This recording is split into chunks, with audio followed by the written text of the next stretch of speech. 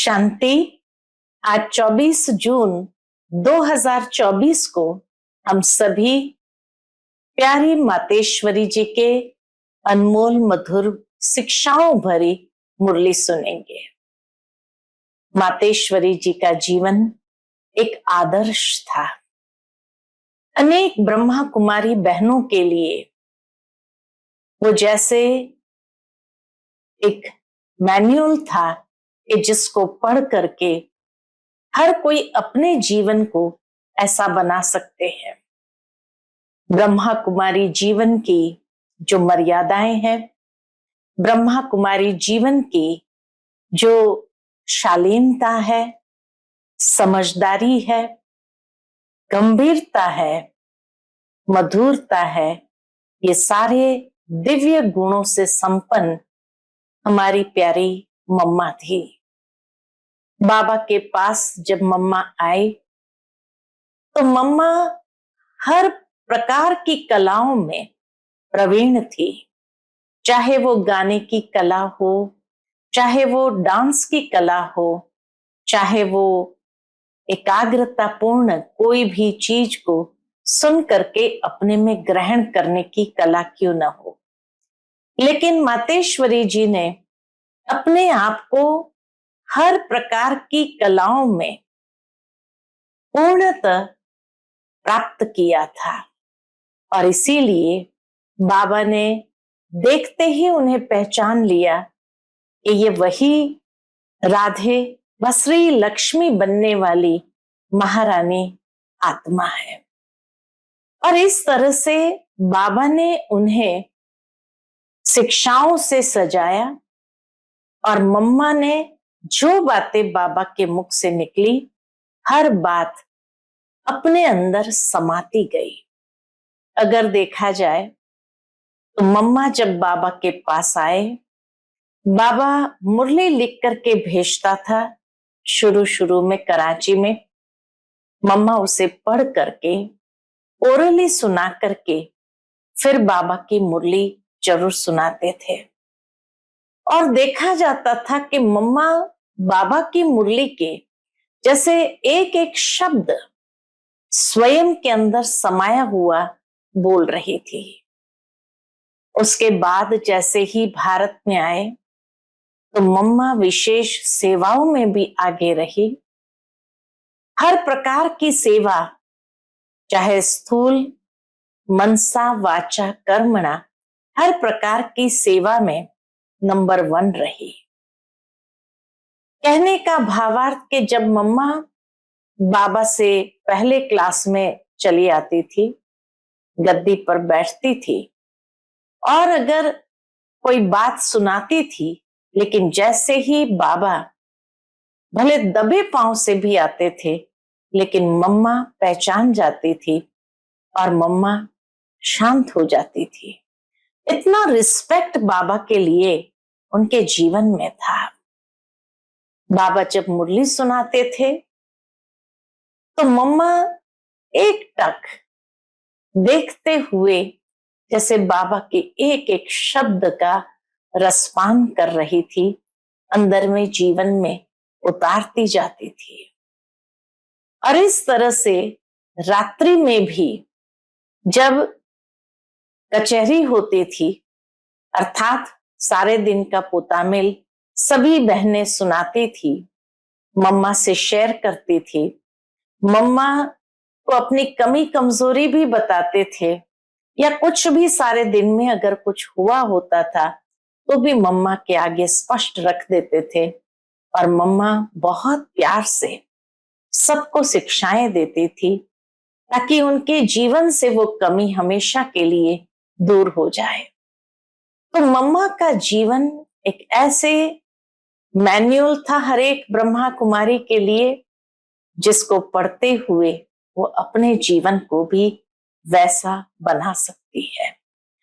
तो आज मातेश्वरी जी के मधुर महावाक्य सुनेंगे और उसके बाद ऑलमाइटी बाबा के मधुर महावाक्य मम्मा के प्रति जो चले वो भी सुनेंगे। तो आज के मुरली का टाइटल है पवित्रता रूपी गुण को धारण कर डायरेक्टर के डायरेक्शन पर चलते रहो तो देवताई किंगडम में आ जाएंगे। प्रातः क्लास में सुनाने के लिए जगदम्बा मां के मधुर महावाक्य। ओम शांति। इस दुनिया को नाटक भी कहते हैं। ड्रामा कहो, नाटक कहो, खेल कहो, बात एक ही है। नाटक जो होता है वह एक ही कहानी होती है। उसमें बहुत बाइप्लॉट्स बीच में दिखाते हैं, लेकिन स्टोरी एक ही होती है। इसी तरह से ये बेहद वर्ल्ड ड्रामा है। इसको नाटक भी कहा जाता है, जिसमें हम सब एक्टर्स हैं।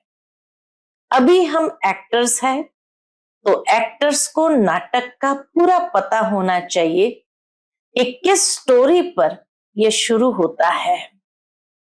हमारा ये पार्ट कहां से शुरू हुआ और कहां तक पूरा होता है। फिर उसमें समय प्रति समय किस किस एक्टर्स का कैसे कैसे पार्ट होता है और उसका डायरेक्टर क्रिएटर कौन है, और इस नाटक में हीरो हीरोइन पार्ट किसका है। इन सब बातों का नॉलेज होना चाहिए। खाली नाटक कहने से तो काम नहीं चलेगा। नाटक है तो नाटक के हम एक्टर्स भी है। अगर कोई ड्रामा का एक्टर है और हम उनसे पूछे कि इसकी क्या स्टोरी है, ये कहां से शुरू होता है, कहां पूरा होता है, अगर वो कहे हमें मालूम नहीं है, तो इसको क्या कहा जाएगा। इतना सुंदर उदाहरण मम्मा ज्ञान को इतना सिंपल कर देते थे किसी को भी समझने के लिए, और साथ ही मम्मा के मन के अंदर जो ज्ञान की स्पष्टता थी वो भी बहुत अधिक थी। तो मम्मा कहे कि किसी एक्टर को अगर पूछा जाए कि भाई ये जो ड्रामा है उसकी स्टोरी क्या है, कहां से शुरू होता है, कहां पूरा होता है, उसको सब मालूम होता है। लेकिन अगर वो कहे मुझे मालूम नहीं, तो क्या कहा जाएगा। कहेंगे इसको इतना भी पता नहीं है, कहता है मैं एक्टर हूं। एक्टर को तो सब बातों की जानकारी होनी चाहिए ना। नाटक शुरू है तो उसका अंत भी जरूर होगा। ऐसे नहीं शुरू हुआ है तो चलता ही चलेगा। तो इन सब चीजों को समझने का है। इस बेहद के नाटक का जो रचयिता है वो जानता है कि किस तरह से इस नाटक की शुरुआत हुई, इसमें मुख्य मुख्य एक्टर्स कौन है, और सभी एक्टर्स में हीरो एंड हीरोइन का पार्ट किसका है। ये सब बातें बाप समझा रहे हैं। यह सब नॉलेज जो रोज क्लास में आते और सुनते हैं, वो समझते हैं। इन्हों को मालूम है कि इसका पहला डायरेक्टर और क्रिएटर कौन है। क्रिएटर कहेंगे सुप्रीम सोल, परमपिता परमात्मा को, लेकिन वह भी एक्टर है। सुप्रीम सोल डायरेक्टर भी है, क्रिएटर भी है, लेकिन साथ में एक्टर भी है। उनकी एक्टिंग कौन सी है, डायरेक्टरपन की। उनकी एक्टिंग है डायरेक्टरपन की। वह एक ही बार आकर एक्टर बनता है। अभी डायरेक्टर बन करके एक्ट कर रहा है, वह कहते हैं इस नाटक की शुरुआत मैं करता हूं। बीज रूप है तो जरूर नाटक की शुरुआत डायरेक्टर करते हैं। कैसे? जो प्यूरिफाइड सत्युगी दुनिया है, जिसको नई दुनिया कहते हैं, वह न्यू वर्ल्ड मैं क्रिएट करता हूं। डायरेक्टर कहते हैं वह न्यू वर्ल्ड मैं क्रिएट करता हूं। अभी आप सब जो भी पवित्रता को धारण करके डायरेक्टर के डायरेक्शन पर चल रहे हो, वह सभी एक्टर्स अभी प्यूरिफाइड बन रहे हो। फिर इन्हीं एक्टर्स के द्वारा अनेक जन्मों का चक्र चलना है। ये बाप ही समझाते हैं कि अभी पवित्र हुए मनुष्य दूसरे जन्म में देवताई किंगडम में जाएंगे। वह किंगडम 2 युग सूर्यवंशी चंद्रवंशी रूप में चलती है। फिर वह सूर्यवंशी चंद्रवंशी एक्टर्स का पार्ट जब पूरा होता है तब फिर थोड़ा नीचे गिरते हैं अथवा वाम मार्ग में जाते हैं। फिर दूसरे धर्मों का टर्न आता है। इब्राहिम, बुद्ध, फिर क्रिश्चियन, ये सभी धर्म स्थापक नंबरवार आकर के अपना अपना धर्म स्थापन करते हैं। तो देखो नाटक की स्टोरी कहां से शुरू हुई, कहां पूरी होती है, उसके बीच में ये दूसरे दूसरे बाई प्लॉट्स कैसे चलते हैं, ये सभी वृत्तांत बैठ करके समझाते हैं। अभी यह नाटक पूरा होने पर है। वह नाटक तो 3 घंटे में पूरा होता है, इसको 5000 वर्ष लगता है। बाकी उसमें थोड़े वर्ष है, बस अभी उसकी तैयारी है। अभी यह नाटक पूरा होकर के फिर रिपीट होगा, तो यह सारा वृत्तांत बुद्धि में होना चाहिए। इसी को ज्ञान कहा जाता है। अभी देखो बाप आकर के नया भारत, नई दुनिया बना रहे हैं। भारत जब नया था तो इतनी बड़ी दुनिया नहीं थी। आज पुराना भारत है तो दुनिया भी पुरानी है। बाप आकर के भारत जो अविनाशी खंड है, प्राचीन अपना देश है, अभी देश कहते हैं क्योंकि दूसरे देशों में यह भी एक टुकड़ा हो गया है, परंतु वास्तव में सारी वर्ल्ड, सारी पृथ्वी पर एक भारत का राज्य था जिसको कहा जाता था प्राचीन भारत। उस समय का भारत गाया हुआ है। कैसा था? सोने की चिड़िया। सारी पृथ्वी पर केवल भारत का ही कंट्रोल था। एक राज्य था, एक धर्म था। उस टाइम पूरा सुख था। अभी कहां है? इसलिए बाप कहते हैं इसका डिस्ट्रक्शन करके फिर एक राज्य, एक धर्म और प्राचीन वही नया भारत, नई दुनिया बनाता हूं। समझा? उस दुनिया में कोई दुख नहीं, कोई रोग नहीं, कभी कोई अकाले मृत्यु नहीं। तो ऐसी लाइफ पाने के लिए पुरुषार्थ करो। मुफ्त में थोड़ी मिलेगी ऐसी लाइफ, मुफ्त में थोड़ी मिलेगी। कुछ तो मेहनत करनी पड़ेगी। बीज बोएंगे तो पाएंगे, बोएंगे नहीं तो पाएंगे कैसे? तो यह कर्म क्षेत्र है। इस क्षेत्र में कर्मों से बोना है। जो कर्म हम बोते हैं वो फल पाते हैं। बाप कर्मों का बीज बोने का सिखला रहे हैं। जैसे खेती करना सिखलाते हैं ना, कैसे बीज डालो, कैसे उसकी संभाल करो, उसकी भी ट्रेनिंग देते हैं। तो बाप आकर के हमारे को कर्म के खेत के लिए कर्मों को कैसे बोए उसकी ट्रेनिंग दे रहे हैं कि अपने कर्मों को ऊंच बनाओ, अच्छे बीज डालो तो फल अच्छा मिलेगा। जब कर्म अच्छा होगा फिर जो बोएंगे उसका फल अच्छा मिलेगा। अगर कर्म रूपी बीज में ताकत नहीं होगी, कर्म बुरे बोएंगे तो फल क्या मिलेगा? यह जो खा रहे हो फिर रो रहे हो, यह जो खा रहे हो फिर रो रहे हो, जो खाते हो उसमें ही रो रहे हो। दुख और अशांति है तो दुख और अशांति का रोना रो रहे हैं। कुछ ना कुछ रोग आदि खिटखिट होती ही रहती है। सब बातें मनुष्य को दुखी करती है। मम्मा कहे सब बातें मनुष्य को दुखी करती है ना, इसलिए बाप कहते हैं अभी तुम्हारे कर्म को मैं ऊंची क्वालिटी का बनाता हूं।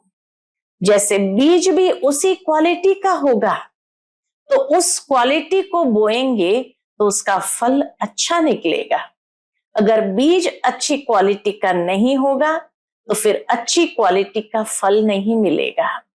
तो हमारे कर्म की भी अच्छी क्वालिटी चाहिए ना। तो अभी बाप हमारे कर्म रूपी बीज को अच्छी क्वालिटी वाला बनाते हैं। तो वह श्रेष्ठ क्वालिटी का बीज अगर बोएंगे तो श्रेष्ठ फल मिलेगा।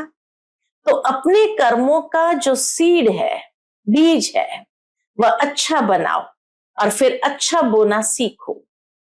तो यह सभी बीजों को समझ करके अभी अपना पुरुषार्थ करो। अच्छा, अभी 2 मिनट साइलेंस। साइलेंस का मतलब I am soul. First silence पीछे टॉकी में आते हैं। अब बाप कहते हैं फिर चलो साइलेंस वर्ल्ड, तो साइलेंस शांति अपना स्वधर्म है। बाप कहते फिर चलो साइलेंस वर्ल्ड, तो साइलेंस शांति अपना स्वधर्म है। उस साइलेंस में चलने के लिए कहते हैं इस देह का और देह सहित देह के संबंधों की अभी अटैचमेंट छोड़ो, उससे डिटैच हो जाओ। सन ऑफ सुप्रीम सोल, अब मुझे याद करो और मेरे धाम में आ जाओ। तो अभी चलने का ध्यान रखो, अभी आने का नहीं ख्याल करो। अंत मते सुगति, अभी कोई में भी अटैचमेंट नहीं। अभी तो शरीर की भी अटैचमेंट छोड़ दो, समझा? ऐसी अपनी धारणा बनाने की है। अच्छा, अब बैठो साइलेंस में। चलते फिरते भी साइलेंस, बोलते भी साइलेंस। बोलते कैसे साइलेंस होती है? विचार चलता है, बोलते कैसे साइलेंस होती है मालूम है? बोलते समय हमारा बुद्धि योग अपने उसी I am soul, first pure soul अथवा साइलेंस सोल, ये याद रखना।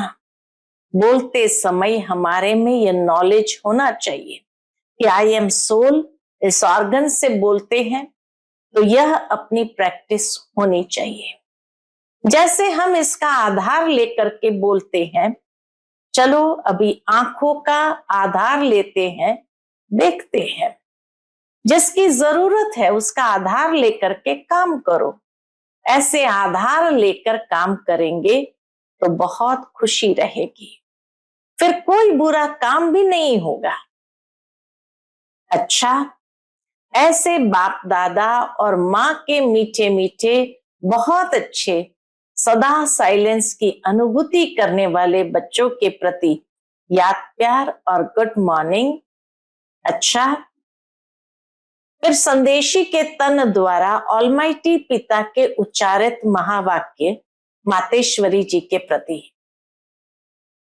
तो ऑलमाइटी बाबा कहते हैं, हे शिरोमणि राधे बेटी, तुम निस दिन मेरे सम दिव्य कार्य में तत्पर हो, अर्थात वैष्णव शुद्ध स्वरूप हो, शुद्ध सेवा करती हो, इसलिए साक्षात मेरा स्वरूप हो।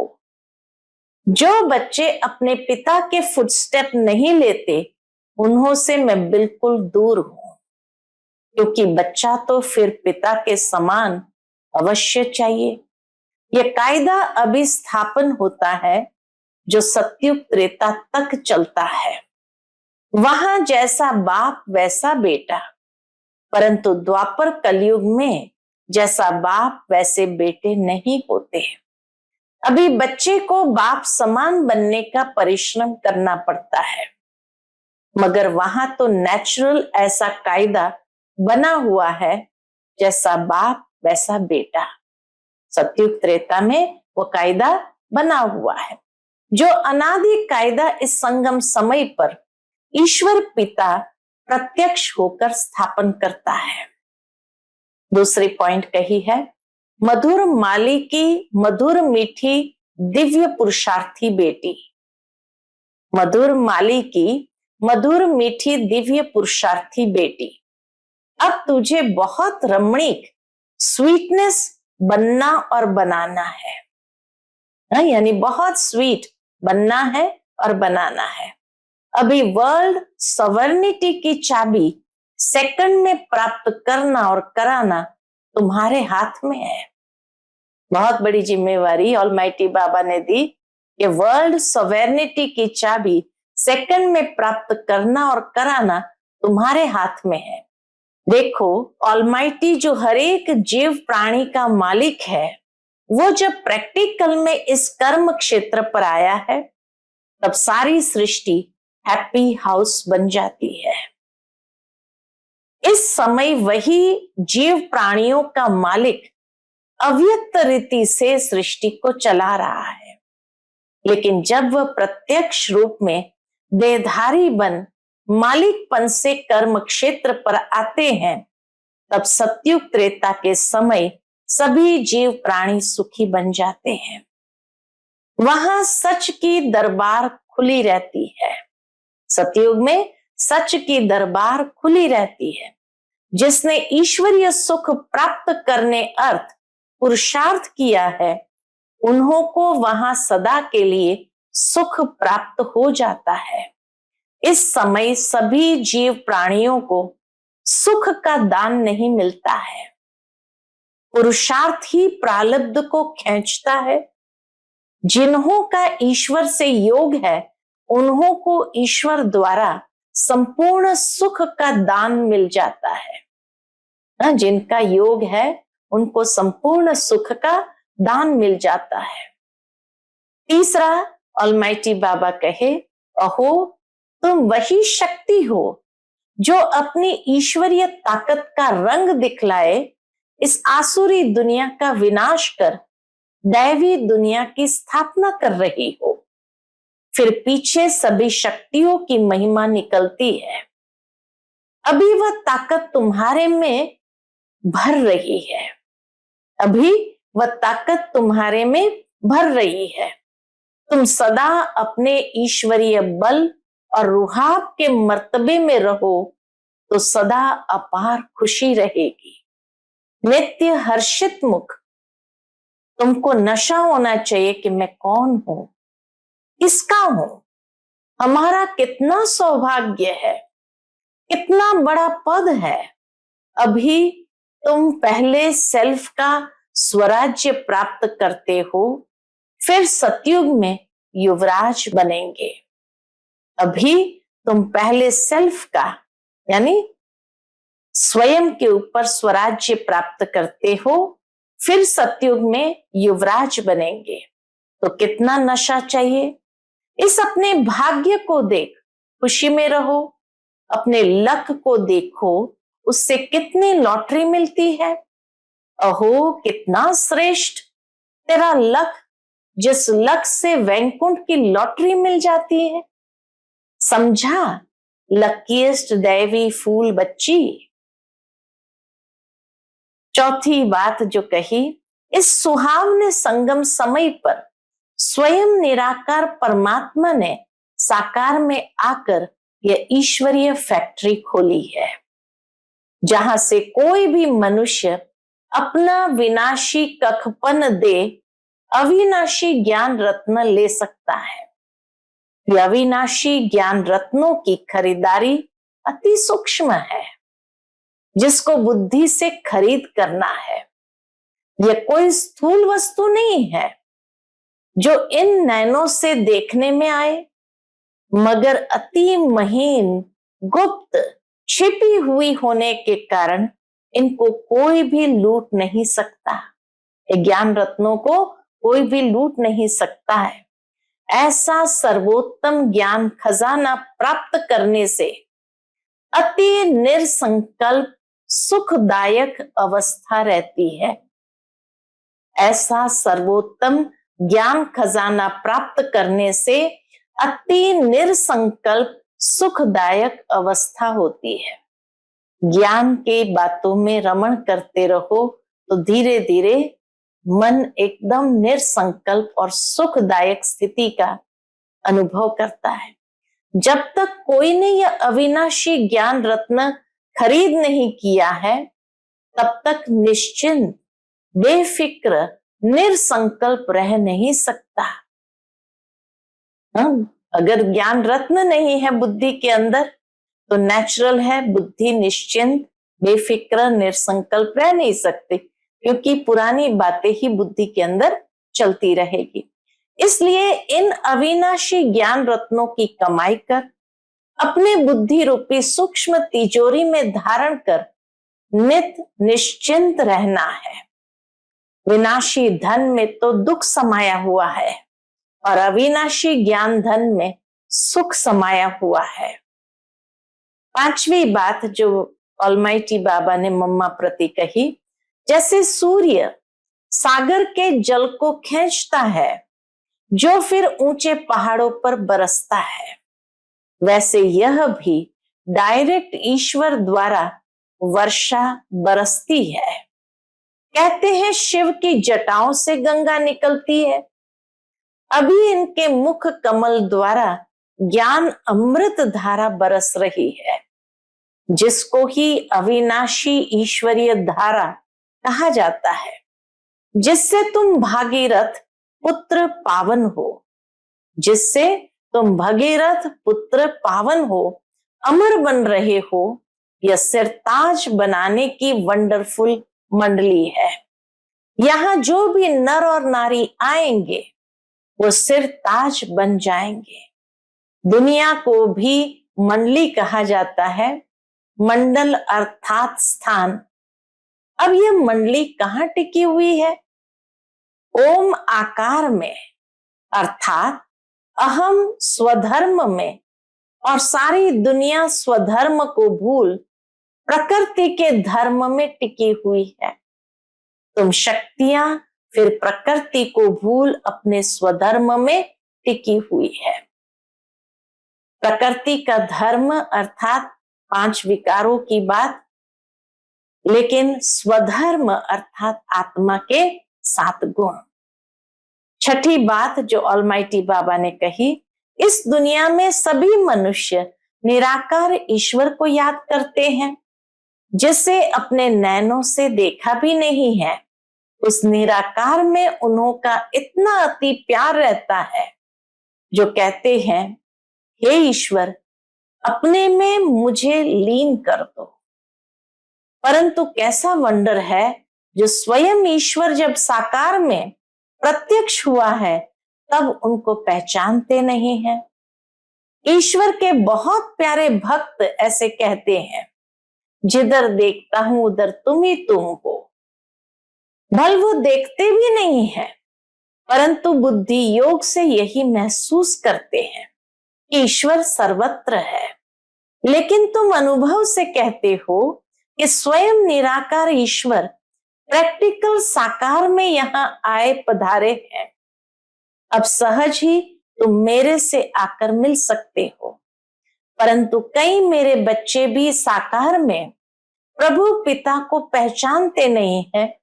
उन्हें निराकार अति मीठा लगता है, परंतु वह निराकार जो भी साकार में प्रत्यक्ष है, उसको अगर पहचान लेवे तो कितनी न प्राप्ति कर सकते हैं, क्योंकि प्राप्ति तो फिर भी साकार से होगी। बाकी जो ईश्वर को दूर निराकार समझते और देखते हैं, जिन्हों को कुछ प्राप्त नहीं है, वो ठहरे भक्त, उन्हें कोई ज्ञान नहीं। अब साकार प्रभु पिता को जानने वाले ज्ञानी बच्चे सर्वदैवी गुणों की खुशबू से भरे हुए स्वीट फ्लावर अपने प्रभु पिता पर अपना जीवन ही चढ़ा देते हैं, जिससे उन्हें जन्म जन्मांतर संपूर्ण देवताई दिव्य शोभनिक तन प्राप्त हो जाता है। 7वीं बात जो ऑलमाइटी बाबा ने कहा, सेल्फ को जानने से ही तुम्हें राइट रॉन्ग, सत्य असत्य की परख आ गई है। इस ईश्वरीय ज्ञान से ट्रुथ जबान रहती है। इस ईश्वरीय ज्ञान से जबान कैसी रहती है? सत्य, ट्रुथ रहती है, जिससे किसी का संग दोष चढ़ नहीं सकता। संग दोष की छाया उसके ऊपर पड़ती है जो खुद अज्ञानवश है। इस समय ट्रुथ जमाना है ही नहीं, इसलिए किसी की जबान पर भरोसा न रख उन्हों से लिखत लिखवाते हैं। मनुष्य का बोल अनट्रुथ निकलता है। अगर ट्रुथ होता तो उसके महावाक्य पूजे जाते हैं। जैसे देखो, डिवाइन फादर के ट्रुथ महावाक्यों के शास्त्र बने हुए हैं, जिन्हों का गायन और पूजन चलता है। उनके ट्रुथ सत्य महावाक्यों की धारणा करने से ईश्वरीय क्वालिटी आ जाती है। न सिर्फ इतना, मगर कोई तो पढ़ते पढ़ते श्री कृष्ण का, ब्रह्मा का साक्षात्कार भी पा लेते हैं। अहो होली हृदय कमल, ऑलमाइटी बाबा कहे, अहो होली हृदय कमल, होली हस्त कमल, होली नयन कमल बेटी राधे, तेरी सारी काया पलट कमल फूल सम कोमल कंचन बन गई है। तेरी सारी काया पलट कमल फूल सम कोमल कंचन बन गई है। परंतु पहले जब सोल कंचन बनती है, तब सारा तन कंचन प्योर बन जाता है। जिस होली कोमल तन में ही अति कशिश भरी हुई है, तुम अपने परमेश्वर पिता द्वारा अज्ञान तपत को बुझाए, ज्ञान तेज को जगाए, अति शीतल रूप बन गई हो। खुद शीतल रूप बन फिर अन्य हमजिन्स को भी ऐसी सच्ची शीतलता दान देने अर्थ इस सुहावने संगम समय पर निमित्त बनी हुई हो। तुम्हारे जड़ चित्रों द्वारा भी सारी दुनिया को शीतलता और शांति का दान मिलता रहता है। अभी तुम सारी सृष्टि को सेल्वेशन में लाए, अंत में अपना दिव्य तेज दिखाए, न्यू वैकुंठ गोल्डन गुलशन में जाकर विश्राम करेगी। अच्छा, मीठे मीठे सिक्की लदे बच्चों प्रति माता पिता बाप दादा का याद प्यार, गुड मॉर्निंग और नमस्ते। रूहानी बाप की रूहानी बच्चों को नमस्ते। हम सभी रूहानी बच्चों की रूहानी माता पिता बाप दादा को याद प्यार, गुड मॉर्निंग और नमस्ते नमस्ते। शुक्रिया बाबा, शुक्रिया शुक्रिया मातेश्वरी मम्मा, शुक्रिया। आज का मधुर वरदान बाप दादा का हम बच्चों के प्रति है। बाबा शब्द की चाबी से सर्व खजाने प्राप्त करने वाली भाग्यवान आत्मा भव। बाबा शब्द की चाबी से सर्व खजाने प्राप्त करने वाली भाग्यवान आत्मा भव। चाहे और कुछ भी ज्ञान के विस्तार को जान नहीं सकते व सुना नहीं सकते, लेकिन एक शब्द बाबा दिल से माना और दिल से औरों को सुनाया तो विशेष आत्मा बन गए। दुनिया के आगे महान आत्मा के स्वरूप में गायन योग्य बन गए, क्योंकि एक बाबा शब्द सर्व खजानों की व भाग्य की चाबी है। चाबी लगाने की विधि है दिल से जानना और मानना। दिल से कहो बाबा तो खजाने सदा हाजिर है। आज का स्लोगन है, बाप दादा से स्नेह है तो स्नेह में पुराने जहान को कुर्बान कर दो।